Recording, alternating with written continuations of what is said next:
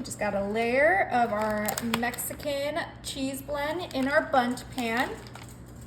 Now I'm gonna come in with some yellow onions diced up, and we're just gonna do a nice little sprinkle with that. Woo, okay, that might have been a little too much, but we'll just spread it out because this is gonna be so delicious. Now I have here some cooked ground beef, and we're just gonna add some scoops of ground beef just all around our Bundt pan. We are making a super easy and delicious dinner. This is gonna be so good. I love making this on a weekday, you know, when I just got off of work and I don't want to stay in the kitchen for too long. So we cooked up about a pound, and we're gonna just throw in half of that pound in there to start. Okay, a little bit more. Perfect. Now to season this up, I do have some taco seasoning, and we're just gonna do a light sprinkle on that ground beef. Ooh, yeah, that looks so good. Okay. Now before we get to the main component, we're gonna just put a little bit more cheese in there. Just a nice little light sprinkle, nothing crazy. I did grab this 1 pound bag, and we're gonna use a lot of it because this is a cheesy dish. Extra cheese, please. Exactly. Now for the fun part, I have my favorite tortilla chips, the Cantina Tostitos. Open that up, and we are gonna just go ahead and start placing our tortilla chips right in there. Be super generous with them. We want lots of tortillas because this is our nachos. Oh, what? Yep, you heard me. We are making nachos in the Bundt pan, and it is gonna be incredible. It's like upside down nachos. Yeah, exactly. That's why we started with the cheese, the best part. So we just want a nice little layer. It's okay if the chips break up a little bit because they're gonna just be nice and stuck on with that cheese. Beautiful. Now I'm gonna come back with our Mexican cheese. I told you we're gonna use a lot of cheese, and we're gonna do a nice layer on top of those chips.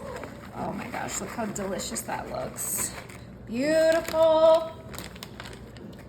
Come back with our yellow onions.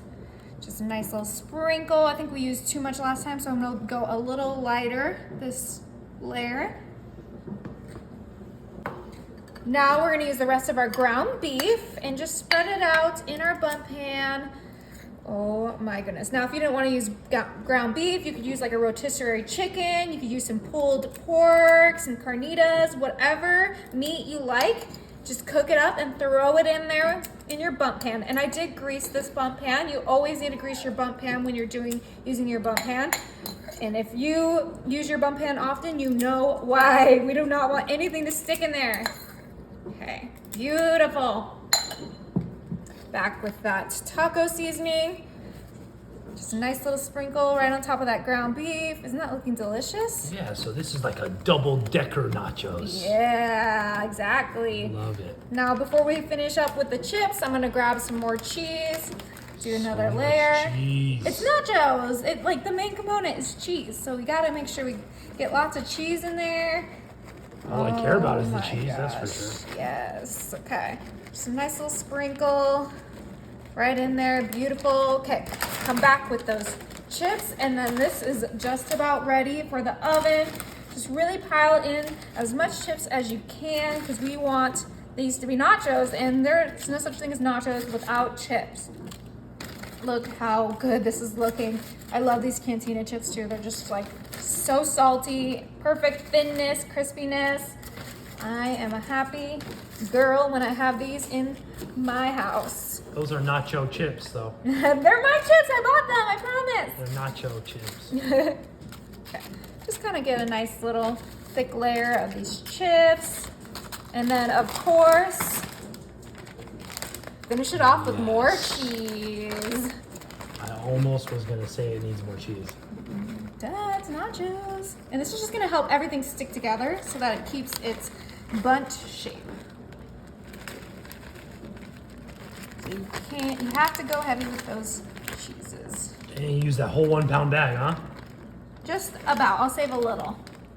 Okay, so my oven is set to 350, and this is only going to cook for 25 minutes. All right, while that's in the oven, I'm gonna grab my food processor. If you don't have a food processor, you can use a blender. Take that lid off. Now we're gonna get some avocado, and we're gonna get that whole avocado right into our food processor, like so. So we're gonna add 3 avocados total. Oh yeah, this is gonna be so good. Now I have 1 Roma tomato that I kind of just cut up a little bit. It doesn't need to be perfect because it's gonna get diced up more in our food processor. I have 1 jalapeno, and if you don't like the spice, you can skip the jalapeno. I'm doing the seeds and everything, okay? Call me crazy. Now I have some more of that onion that I used earlier. I'm just gonna do a light amount because I need onion for something else later. I have here some minced garlic. You could do fresh garlic if you prefer, but you know, I love things easy. You probably could do like a roasted garlic too. Oh yeah, that'd be so delicious. Now, of course, we're gonna add lime to this. Go ahead and grab and juice it right in there. Whoa, so much juice. That's gonna help with that avocado browning. So we want lots of lime. I'm gonna do both halves of the lime. Almost done here. It's super quick. Those nachos are about to be ready as well. This is also a fast way to make guacamole too, you know? That's what I'm making. Yeah, it's the fastest way. Yeah. Like, you're welcome. Beautiful. Okay.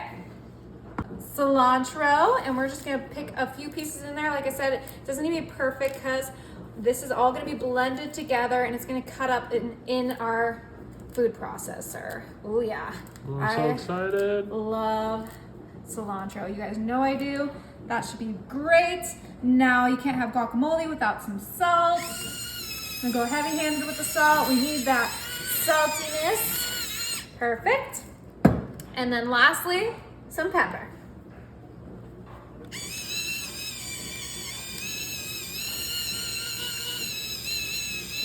All right, you guys, the easiest guac ever. All those beautiful fresh ingredients. Go ahead and lock us in. And then we are gonna chop. We're not gonna puree or dough or disc. We're gonna chop. So let's turn this on and then chop. Do you like your guacamole chunky? I'm allergic. Oh, yeah. Okay, let's go ahead and check this out. Oh my, can you talk about the perfect guacamole? All right, you guys, let's go ahead and grab those nachos and eat this up. Okay, you guys, look how perfect that cheese looks. Wow. Now, before we flip this over, I'm just gonna grab my spoon and just make sure that all of these sides are not stuck to our Bundt pan. It looks like I greased it perfectly, so we are gonna have no trouble here. I'm so excited. Yeah, okay, go ahead and grab this. Grab our little platter. Woo. Oh. Did it come out? We'll see. Oh, I think It looks like did. it. Okay, you ready? I think so. Woo! Look at that! Oh, we can go ahead and put our guac in the middle. Oh. Our homemade guac. I have some sour cream. Easy squeeze. And we're just gonna put sour cream on the sides. See how I put the guac on the side for you? Thank you, babe. Yeah. And then lastly, I have some pico.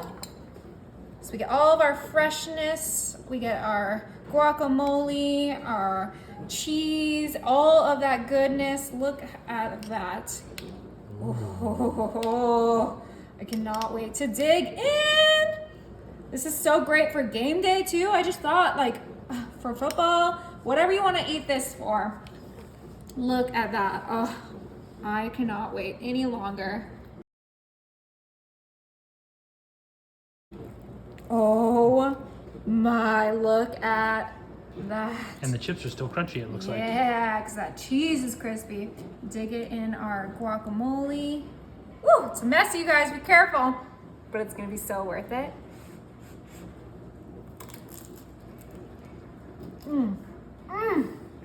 Is it good? So good.